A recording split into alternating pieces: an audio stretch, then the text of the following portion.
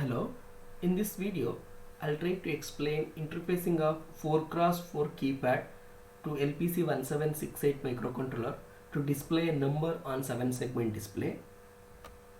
So the 4x4 keypad essentially consists 16 switches or 16 push buttons, and these switches are arranged in the form of matrix of 4 columns and 4 rows.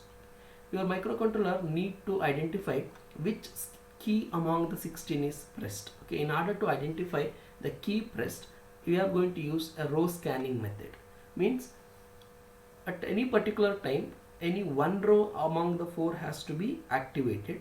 For example, assume that we are going to scanning row 1. That means row 1 should be logic 1 and remaining row 2, 3 and 4 should be logic 0. If row 1 is logic 1, and assume that if the switch 1 is pressed, then row 1 and column 1 is electrically get connected, thereby column 1 is also logical. Okay, so you have to activate a row and you need to read the column. Okay, suppose if the switch 2 is pressed during row scanning 1, then the column 2 will returns with logic 1 value, whereas column 1, 3, 4 returns with logic 0 value. Okay, suppose if you want to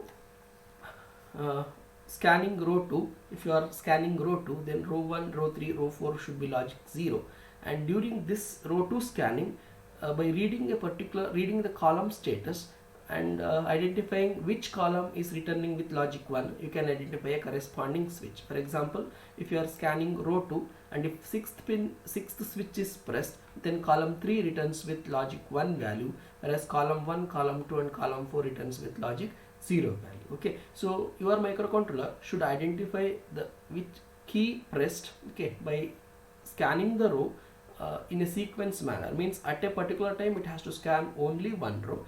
During that row scanning, it has to read the column. If any particular column returns with logic 1 value, then a key pressed can be identified. Okay, so this is how to identify key pressed in a matrix of 4x4 keypad. Okay,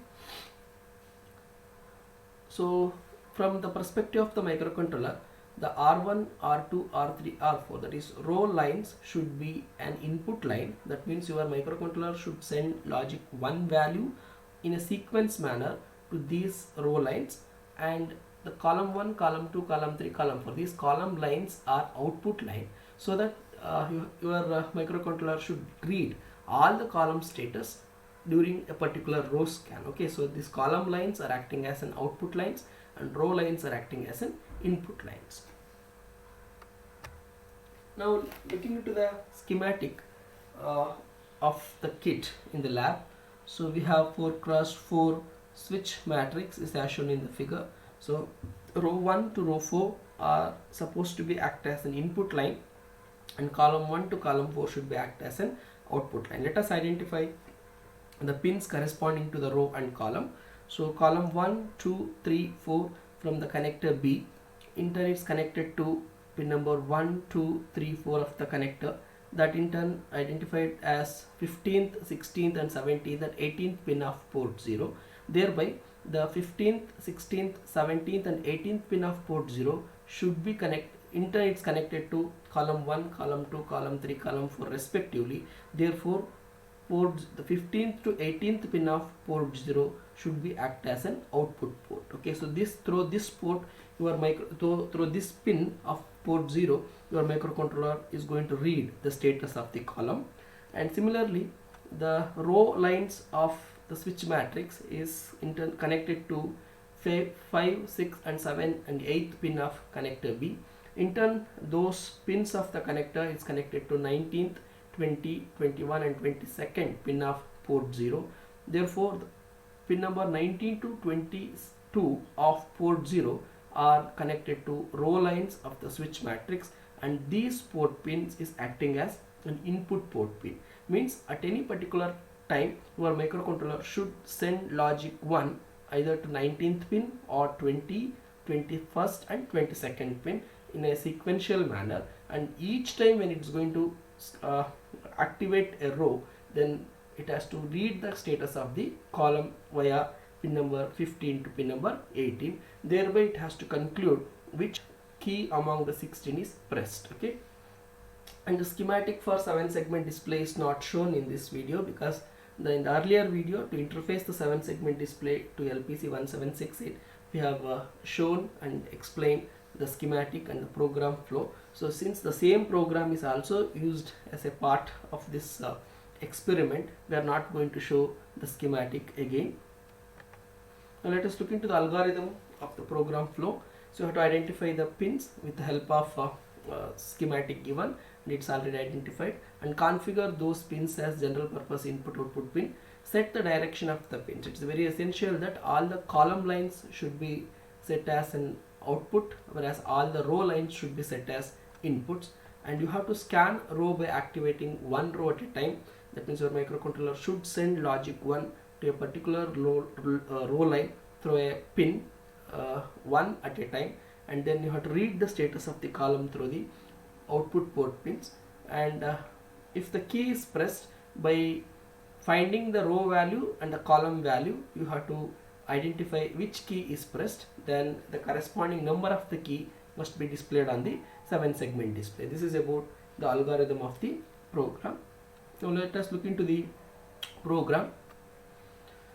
So these two are the header files. Essentially all the registers associated with LPC 1768 are available under the header file lpc17xx.h, and we must include standard input output .h file .h header file here. These two are the header files. Now this global constant importance is and the value is also explained in 7 segment display. This is a global constant should be declared to select any one 7 segment display among 4. There are 4 7 segment displays are available in the kit. Among that, at any particular time you have to select only one. So these are all the values, and in the earlier video we have in detail we have discussed about how these values are established in order to select any one 7 segment display among available 4. Okay, so that's why we are skipping this information here. Now in this section we'll discuss what are the variables declared here, variables and arrays which are declared here. So the first array declared here, scan underscore code. It is an array and there are 16 elements in the array. So each element is of character type. So your compiler is going to reserve 8-bit for each of the element.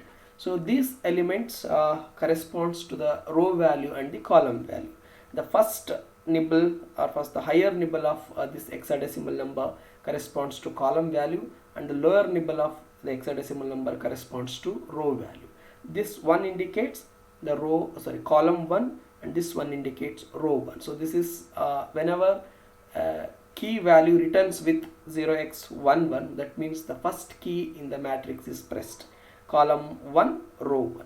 Similarly, this is column 2, row 1. So this corresponds to the first row. Okay, the different switches in the first row. So this is column 2, first row. Column 2 means this first position of the nibble. Okay, this is 0th position of the nibble, so obviously the hexadecimal value is 1. And for the first position of the nibble, the hexadecimal value is 2, and this is the second position of the nibble, therefore the hexadecimal value is 4, and this indicates column number 3.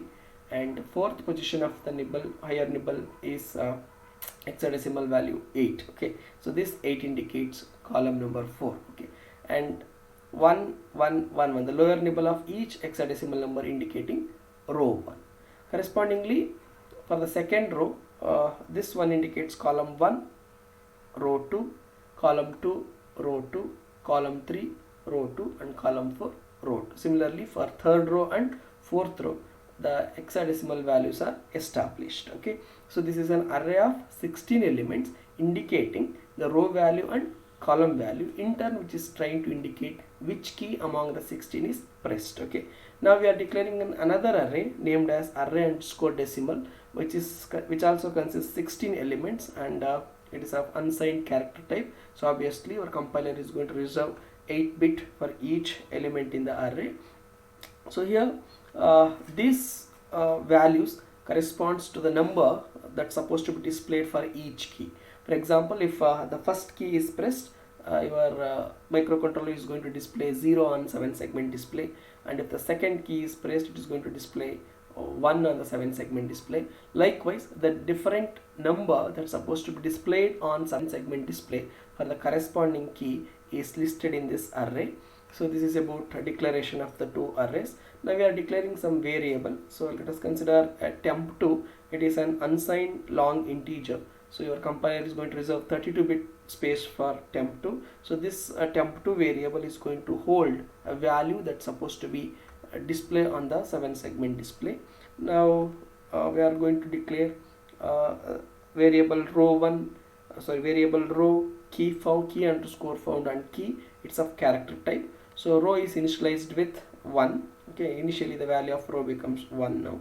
Now also we are declaring variables I, j, variable 1, row underscore value, column underscore value. It's of long integer type. So this row 1, actually this particular variable is used to check which row is supposed to be scanned. So obviously when initialized with 1, the first row is going to scan, and after scanning the first row, the row supposed to be incremented.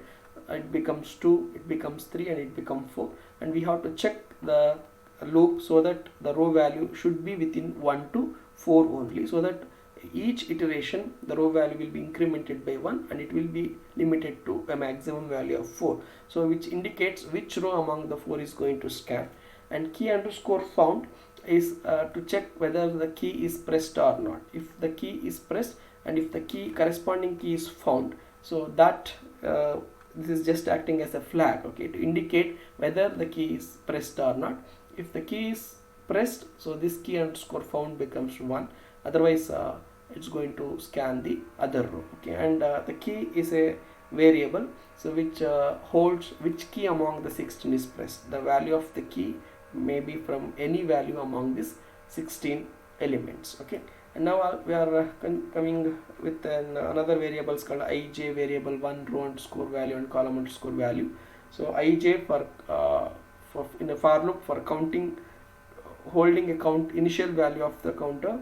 So we are going to use the I and j, and also variable 1 to hold appropriate value that's supposed to be passed via port pins during the row scanning. That value is supposed to be holded in variable 1. Row underscore value and column underscore value is going to hold the which row number scanning and the column number of the switch is pressed. Okay, so these are all the variables corresponds to the program. Now the functions in the programs are, one is display function. So in this function we are going this is to display a particular number on the 7 segment display, depends upon the key, which key is pressed. Some delay routine and scan function. So in this scan function, so there is a process of row scanning and column reading. That process is going to happen in this scan function section. All our null function doesn't return anything to the main program. Now let us consider the main program. So initialization of the main program. So these two are the mandatory statements: system initialization and system core clock update. There are these two are CMSAS function. In order to update the clock value and PLL, these functions must be declared. Now the first point is the selected pins must be configured as a general purpose input output pin.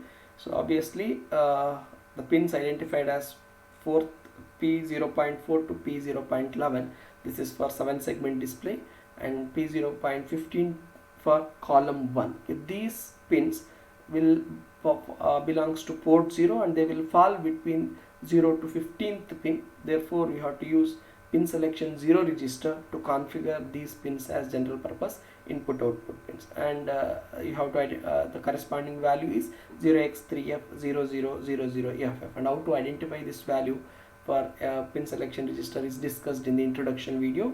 Please, it is suggested to refer that video. Okay, and now for a column and row, for column 2, 3, 4 and row 1, 2, 3, 4, we are using a pin number 16 to 22 of port 0, and since these pins are belongs to port 0 and they fall under 16 to 31 group, you have to use pin selection 1 register to configure these pins as general purpose input output pin, and the values you have to identify by forcing appropriate value into the particular position of the register. This value can be established. Similarly, to enable one 7 segment display among the 4, so we are using pin number 23 to 26 of port 1. Therefore, the associated register is pin selection 3 should be used in order to configure these pins as general purpose input output pin. So in this section of the program, we are configuring the required pins as a general purpose input output pins with appropriate by choosing the appropriate pin selection register and by forcing appropriate values for this pin selection register. So now the next section is to set the direction of those pins, and pin 4 to pin 11 for 7 segment and pin 19 to pin 22 of rows, that row lines should be an output line. Therefore, these corresponding positions of FIO direction register should be made as 1 and are supposed to be logical, and remaining positions of the FIO DAI register should be considered as 0, and that value established as 0x00780FF0, and this value should be logically ORed with the earlier value of the FIO DAI register. Thereby you are ensuring only these pins are directed as an output, whereas the remaining pin direction will be unaltered. Okay. Similarly, port 1 the P1.23, that means 23rd pin to 26th pin of port 1 is also acting as an output line in order to enable one 7 segment display among the 4. Therefore, since this belongs to port 1, that's why you have to use a structure called LPC underscore GPIO1, and in that structure the corresponding value of FIO DAI register should be changed. That means those bit position values must be made as 1 and remaining bit position should be assumed as 0, and that is logically ANDed with the earlier value of the FIO DAI register. So these pin positions are pins also directed as output. And very important point, the 15th to 18th pin of port 0 is an input port, because the microcontroller should read the status of the column after every row scan. That's why these pins should be configured as input port. Now to configure this input port, since this belongs to port 0, under the structure LPC underscore GPIO0, this particular positions of the pins must be made as 0, whereas the remaining position of the bit register should be assumed as 1, and the value established is 0xFFF87FFF. This value should be logically ANDed with the earlier value of the direction register. Thereby you are ensuring only these particular pins are configured as input pins, and remaining directions of the remaining pin direction will be unaltered. Okay, so this is about configuring the pins as GPIO and setting the direction of the pins. And now this is a statement. In order to select the first segment, we are reading the constant first segment to the FIO pin. So thereby you are selecting the first 7 segment display among the 4 as a display unit. Okay. Now while 1, this is an infinite loop. Continuously this loop will be executing as long as the power is supplied for the microcontroller. So initially key found is a flag. It is initially initialized with 0, indicates that no key is found. Okay, and now we are calling the scan function. So we'll go to look into the scan function. This is a scan function, so it's a void scan, so it doesn't return anything to the main program. So while 1, so we are using a switch statement. So in a switch statement there are 4 switch statements. In the first switch statement we are loading a variable 1 with a value 000800000. This corresponds that the first row of the key matrix is going to activate, means only the first row of the key matrix, the pin associated to the first row of the key matrix will be logic 1, and remaining bit positions will be made as 0, and we are going to increment row as row plus plus. Initially the row value is 1, now it is going to increment it as 2. Okay, we are checking whether row value becomes 5 to ensure that the row value should be in the range from 1 to 5. So after every time incremented the row value, it has to be checked whether row is equals to 5. If it is 5, we have to reset it to initial value 1. Okay, now so we are now the variable 1 value, which corresponds to activate first row of the key matrix, is related to the variable row underscore value. Now this with the help of clear register, we are going to clear all the row pins. Okay, 7800 corresponds means the port pin which connected to the row lines of the key matrix will be ensured it is 0. Now we are going to set we are going to force a value variable 1 value to that particular pins with the help of FIO set register. That ensures that only row 1 is going to set and remaining row values will be 0. Okay, now key found, initially the key is not found, that's why it is declared as 0. Now column value, initially it is 0. Now we are the column value is equals to, initially it is 0. Now we are going to have a statement that the LPC underscore GPO FIO pin, the FIO pin is a register which is going to read the complete 32-bit information of port 0. So that complete 32-bit information of the port 0 is going to OR with column value. Initially all the 32 bits of the column value is 0, and that is going to OR with FIO pin register. Now this column value consists the complete 32-bit information about port 0. Now it is going to AND it with a value 0007800. This is different, this 0007800 to ensure the row values are 0. And now look at the bit position, this is 0007800. This value corresponds to the pins associated with the column lines. Okay, the pins which are connected to the column line, those bit positions are considered as 111, and it is logically ANDed with the column value. This process is to read the column value. Okay, so we are just through this statement we are reading the column value. If a key is pressed, the corresponding column should be returns with 0. So if the key is pressed, this particular statement returns a true value. If none of the key correspond to the row 1 is pressed, then this returns with false value. Okay, so now we are checking whether this is true or false. Okay, this if statement, a column underscore value is 0 or not. If the key is pressed, if statement returns with true value. If key is not pressed, this if statement returns with false value. Assume that the key is pressed. Okay, in that case, after some amount of delay, so just with a small span of delay, so the key found flag is set, so that indicates the key is found. And next stage is to identify which key it is, so that we are going to frame the higher nibble and the lower nibble from the column value and the row value. Okay, here the row value is already read by the variable 1, that means it is corresponds to the first row. Since in order to frame the higher nibble and the lower nibble, the column value, the value which is stored in the variable called column value should be right shift by 11 position, so that it frames the higher nibble of 8 bit.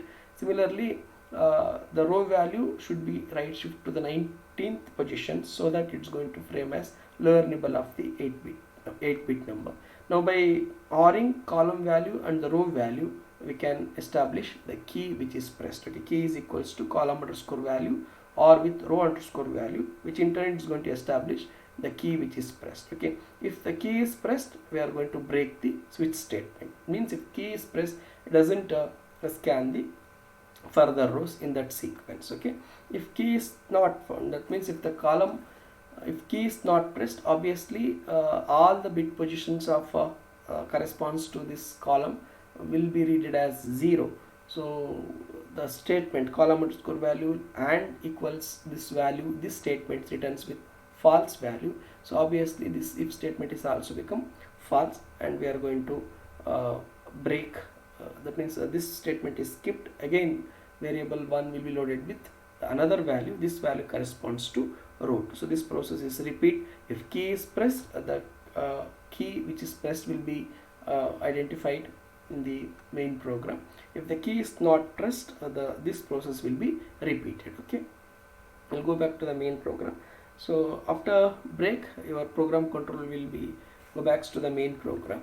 Here this is an iteration. Since there are 16 key, so in this iteration we have to find which key among the 16 is pressed by matching the key value with the element value in the array scan underscore code. So if the key value is matches to the any one element among the 16 in the scan underscore code array, then the corresponding elemental value in array underscore decimal will be displayed. Okay, that's why that corresponding elemental value in the array underscore decimal will be loaded to a variable called temp2, and that main program will be breaked here, and then we're going to call the display function. Okay, so in display function,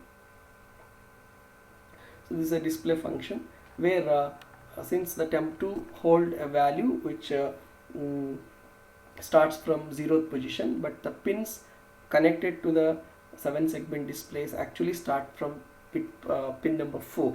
Now to match that particular pin position, this value which is holded in the temp2 should be left shift by 4 position, and it is ensuring that those 4 pins, initially those 4 pins are 0, and now we are going to set those 4 pins to display a particular value in a 7 segment display. So this is about display function.